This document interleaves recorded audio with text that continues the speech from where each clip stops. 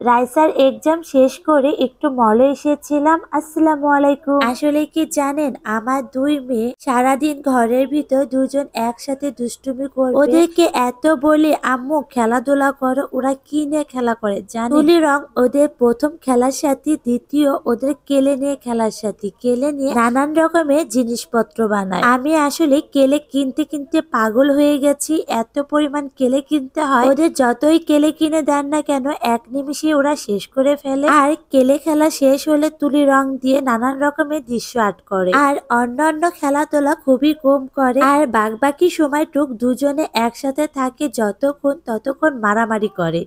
এ ওকে মারে, ও ওকে মারে। আমি আসলে জাস্ট পাগল হয়ে যাই ওদেরকে নিয়ে। আমি ওদেরকে বলি, মা তোমরা শান্ত থাকো না, খেলাধুলা করো, আমি তো কিছু বলছি না, কিন্তু দয়া করে তোমরা মারামারি করো না। এদের দুজনকে সামলাতে আমি নিজেই অনেক ক্লান্ত হয়ে পড়ি। হাজারবার বোঝালেও এরা বুঝ নেয় না। কিন্তু আমার দুই মেয়ের ভিতর বেশি দুষ্ট হচ্ছে আমার ছোট মেয়ে, সে হচ্ছে রাইসা। রাইসাই বেশি মনকে মারে। ওদের আমি তুলি রং কিনে দিয়েছিলাম, সেই তুলি রং দিয়ে সারাক্ষণ আর্ট করে, কিন্তু তাতে হবে না। ওরা স্কুলের যে কার্ড পেন্সিল কিনে দিয়েছিলাম আলাদা ড্রয়িং করার জন্য, আর সেই কার্ড পেন্সিল দিয়ে নানান রকমের জিনিস রং করতে থাকে। আর সেই রং পেন্সিল গুলো অনেকটাই নষ্ট হয়ে গেছে, যেহেতু নেক্সট পরীক্ষা ড্রয়িং, আর এর জন্য আমি রং পেন্সিল কিনতে এসেছি। এখানে কেলে দেখে রাইসা আবার বায়না শুরু করেছে, আম্মু আমাদের আবারও কেলে কিনে দাও। কিন্তু আমি এখন এক্সামের মধ্যে কোনো কেলে কিনে দেব না। তাহলে রাইসা বলছে, কেলে যদি না কিনে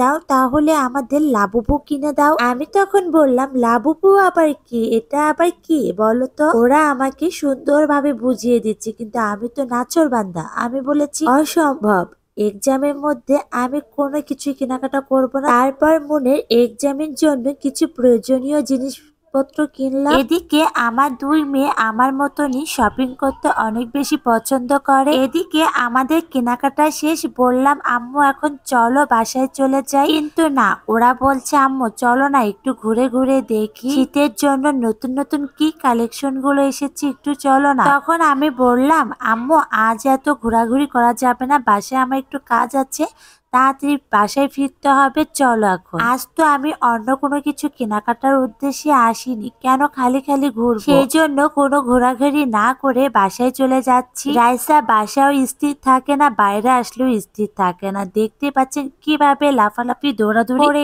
যাচ্ছে। একটা কথা বলবো কি, আমার দুই মেয়ে বাইরে বের হয়েছে, তাতে কি হয়েছে, ওদের কিন্তু হাত ধরতে হচ্ছে না, ওরা নিজেরাই নিজেকে সামলাতে পারে। আর এই মলটা ওদের অনেক চেনা, এখানে আসলে ওদের হাত ধরতে হয়। যাই হোক, এখন আমরা বাসায় চলে যাচ্ছি। আজ এই পর্যন্তই, আল্লাহ হাফেজ।